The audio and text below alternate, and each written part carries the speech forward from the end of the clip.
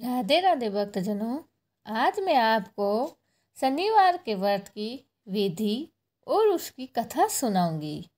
पहले मैं आपको शनिवार व्रत की विधि सुनाती हूँ। इस दिन शनि देव की पूजा होती है। काला तिल, काला वस्त्र, तेल, उड़द शनि देव को अति प्रिय है। इसीलिए इनके द्वारा शनि देव की पूजा की जाती है। शनि की दशा को दूर करने के लिए यह व्रत किया जाता है। शनि स्तोत्र का पाठ भी विशेष लाभदायक सिद्ध होता है। शनिवार की व्रत कथा। एक समय सूर्य, चंद्रमा, मंगल, बुध, बृहस्पति, शुक्र, शनि, राहु और केतु इन ग्रहों में आपस में विवाद हो गया कि हमसे सबसे बड़ा कौन है। सब अपने आप को बड़ा कहते थे। जब आपस में कोई निश्चय नहीं हो सका तो सब आपस में झगड़ते हुए देवराज इंद्र के पास गए और कहने लगे कि आप सब देवताओं के राजा हैं, इसीलिए आप ही हमारा न्याय करके बताइए कि हम नवों ग्रहों में से सबसे बड़ा ग्रह कौन है। देवराज इंद्र देवताओं का प्रश्न सुनकर घबरा गए और कहने लगे कि मुझे यह सामर्थ्य नहीं है कि मैं अपने किसी को बड़ा या छोटा बता सकूं। मैं अपने मुख से नहीं कह सकता। हाँ, एक उपाय हो सकता है। इस समय पृथ्वी पर राजा विक्रमादित्य दूसरों के दुखों का निवारण करने वाले हैं, इसीलिए आप सब मिलकर उन्हीं के पास जाओ। वहीं आपके विधात का निर्णय करेंगे। सभी ग्रह देवता देवलोक से चलकर भूलोक में जाकर राजा विक्रमादित्य की सभा में उपस्थित हुए और अपना प्रश्न किया राजा के सामने रख दिया। राजा विक्रमादित्य ग्रहों की बात सुनकर गहरी चिंता में पड़ गए। मैं अपने मुख से किसी को बड़ा और छोटा कैसे बताऊंगा? जिसको छोटा बताऊंगा वही क्रोध करेगा। उनका झगड़ा निपटाने के लिए उन्होंने एक उपाय सोचा और सोना, चांदी, कांसा, पित्तल, शीशा, रांगा, जस्ता, अब्रक और लोहा 9 धातुओं के 9 आसन बनवाए और सब आसनों को क्रम से, जैसे सोना सबसे पहले और लोहा सबसे पीछे बिछाया गया। इसके पश्चात राजा ने सब ग्रह से कहा, आप सब अपना अपना ग्रहण आसन कीजिए। जिसका आसन सबसे आगे है वह सबसे बड़ा और जिसका आसन सबसे पीछे है वह सबसे छोटा जानिए, क्योंकि लोहा सबसे पीछे था और वह शनिदेव का आसन था। इसलिए शनिदेव समझ लिया कि राजा ने मुझको सबसे छोटा बना दिया है। इस निर्णय पर शनिदेव को बहुत क्रोध आया। उन्होंने कहा कि राजा तो मेरे पराक्रम को नहीं जानता है।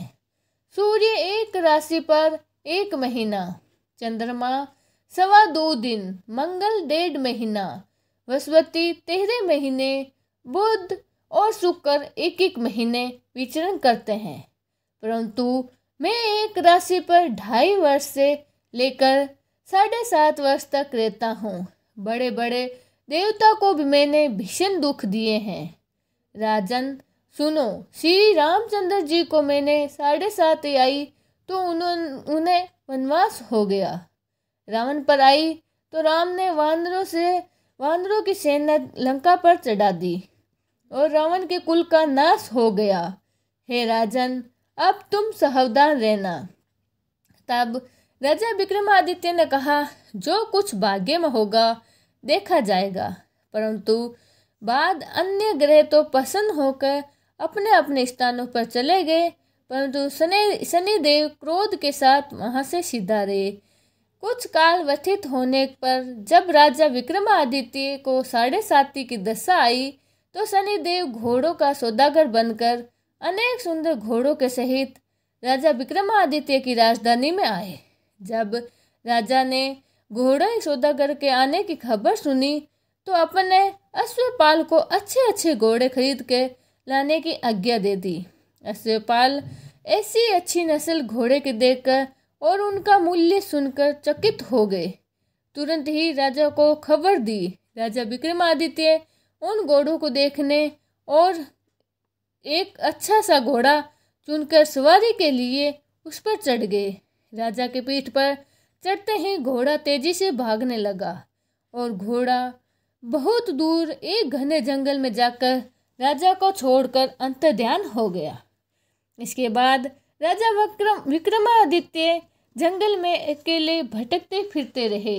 भूखे प्यासे दुखी राजा भटकते भटकते एक ग्वाले को देखा। उस ग्वाले को देखकर राजा की प्यास से व्याकुलता देखकर पानी पिलाया। राजा की अंगुली में एक अंगूठी थी। उस अंगूठी को उसने निकालकर प्रसन्नता के साथ उस ग्वाले को दे दी और शहर की तरफ चल दिए। राजा शहर पहुंचा तब एक सेठ की दुकान पर जाकर बैठ गया और अपने आप को उज्जैन का रहने वाला एक विक्का नाम वाला बतलाया। सेठ ने उसको एक कुलहीन मनुष्य समझकर जल आदि पिलाया। भाग्यवश उस दिन सेठ की दुकान पर बहुत अधिक बिक्री हुई। तब सेठ उसको भाग्यशाली पुरुष समझकर भोजन कराने के लिए अपने साथ अपने घर ले गया। भोजन करते समय राजा विक्रमादित्य एक आश्चर्यजनक घटना देखी। जिस खूंटी पर हार लटक रहा था वह खूंटी उस हार को निगल रही थी। भोजन के पश्चात जब सेठ कमरे में आया तो उसे कमरे में हार नहीं मिला। उसने यही निश्चय किया कि सिवाय विक्का के यहाँ कोई नहीं कमरे में आया, अतः अवश्य ही हार चोरी किए हैं तो विक्का ने ही किया है। परंतु विक्का ने हार लेने से इनकार कर दिया। इस पर 5-7 आदमी उसको पकड़कर नगर के फौजदार के पास ले गए। फौजदार ने उसको राजा के सामने पेश किया तो उसे कर दिया तो कहा, यह आदमी भला प्रतीत होता है, चोर मालूम नहीं होता है, परंतु सेठ का कहना है कि इसके सिवाय और घर पे कोई नहीं आया था, इसीलिए अवश्य ही इसी ने ही चोरी की है। राजा ने आज्ञा दी कि इसके हाथ पैर काटकर चौरंगिया किया जाए। राजा की आज्ञा का तुरंत पालन किया गया और विक्का के हाथ पैर को काट दिए गए। कुछ काल व्यतीत होने पर एक तेली उसको अपने घर ले गया और उसको कोतूहल पर बिठा दिया। विक्का उस पर बैठा हुआ अपनी जुबान से बैल हाँकता रहा। इस काल में राजा की शनि की दशा समाप्त हो गई। वर्षा ऋतु के समय मल्हार राग गाने लगा।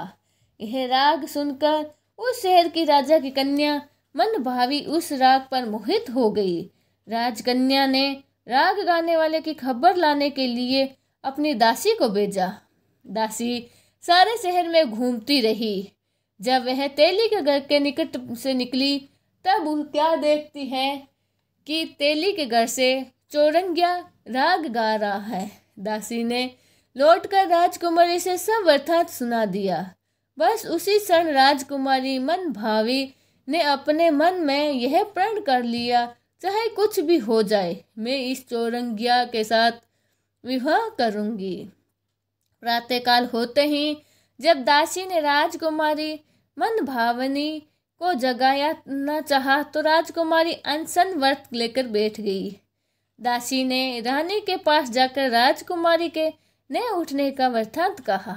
रानी ने वहां आकर राजकुमारी को जगाया और उसके दुख का कारण पूछा। राजकुमारी ने कहा, माताजी, मैंने यह प्रण लिया है कि तेली के घर जो चौरंगिया है मैं उसी के साथ विवाह करूंगी। माता ने कहा, पागल, तू ये क्या कह रही है? तेरा विवाह किसी देश के राजा के साथ किया जाएगा। कन्या कहने लगी, माताजी, मैंने अपना प्रण कभी नहीं तोड़ूंगी। माता ने चिंतित होकर यह बात महाराज को बताई। महाराज ने भी आकर उसे समझाया कि मैं अभी देश देशांतर में अपने दूत भेजकर सुयोग्य, रूपवान एवं बड़े से बड़े गुणवानी राजकुमार के साथ तुम्हारा विवाह करूंगा। ऐसी बात तुम्हें कभी विचलित नहीं चाहिए। परंतु राजकुमारी ने कहा, पिताजी, मैं अपने प्राण त्याग दूंगी, परंतु किसी दूसरे के साथ विवाह नहीं करूंगी। ये सुनकर राजा ने क्रोध से कहा, यदि तेरे भाग्य में ऐसा ही लिखा है तो जैसी तेरी इच्छा है वैसा ही होगा। राजा ने तेली को बुला के कहा, तेरे घर पे जो चोरग्या है उसके साथ मैं अपनी कन्या का विवाह करना चाहता हूँ। तेली ने कहा, महाराज कैसे हो सकता है, कहाँ आप राजा और कहाँ एक नीच तेली। राजा ने कहा कि भाग्य के लिखे को कोई नहीं टाल सकता, उसके अपने घर जाकर विवाह की तैयारी करो। राजा ने सारी तैयारी कर तोरण और वंदरवार लगाकर राजकुमारी का विवाह चोरग्या के साथ कर दिया। रात्रि को जब विक्रमादित्य और राजकुमारी महल में सोए तो आधी रात के समय शनिदेव ने विक्रमादित्य को सपन दिया। सपन में आए और आकर कहने लगे कि राजा, मुझको छोटा बतला के तुमने कितना दुख उठाया है। राजा ने शनिदेव से क्षमा मांगी। शनिदेव ने राजा को क्षमा कर दिया और प्रसन्न होकर विक्रमादित्य को हाथ पैर दिए। तब राजा विक्रमादित्य ने शनिदेव से कहा, प्रार्थना की, महाराज मेरी प्रार्थना स्वीकार करें। जैसा दुख आपने मुझे दिया है ऐसा किसी और को न दे। शनिदेव ने कहा, तुम्हारी यह प्रार्थना स्वीकार है। जो मनुष्य मेरी कथा सुनेगा या कहेगा उसकी मेरी दशा में किसी प्रकार का कोई दुख नहीं होगा। जो नित्य ही मेरा ध्यान करेगा या चींटियों को आटा डालेगा उसके सब मनोरथ पूरे होंगे। इतना कहकर शनिदेव अपने धाम को चले गए। जब राजकुमारी मनभावी की आंख खुली तो उसने चोरग्या को हाथ पांव सहित देखा तो आश्चर्यचकित हो गई। उसको देखकर राजा विक्रमादित्य ने अपना समस्त हाल कह दिया कि मैं उज्जैन का राजा विक्रमादित्य हूँ। यह घटना सुनकर राजकुमारी अत्यंत प्रसन्न हुई। प्रातःकाल राजकुमारी ने अपनी सखियों की पिछली रात का सारा हालचाल पूछा तो उसने अपने पति का समस्त वृत्तांत कह सुनाया। तब सबने प्रसन्नता प्रकट की और कहा कि ईश्वर ने आपकी मनोकामना पूर्ण कर दी। जब उस सेठ ने यह घटना सुनी तो वह राजा विक्रमादित्य के पास आया और उसके पैरों में गिरकर क्षमा मांगने लगा कि आप पर मैंने चोरी का झूठा इल्जाम लगाया था। आप मुझे जो चाहे दंड दो। राजा ने कहा, मुझ पर शनिदेव का क्रोध था, इसी कारण यह सब दुख मुझको प्राप्त हुआ। इसमें तुम्हारा कोई दोष नहीं है। तुम अपने घर जाकर अपना कार्य करो, तुम्हारा कोई अपराध नहीं है। सेठ महाराज, मुझे तभी शांति मिलेगी जब आप मेरे घर चलकर प्रतिपूरक भोजन करोगे। राजा ने कहा, जैसी आपकी इच्छा वैसे ही होगा।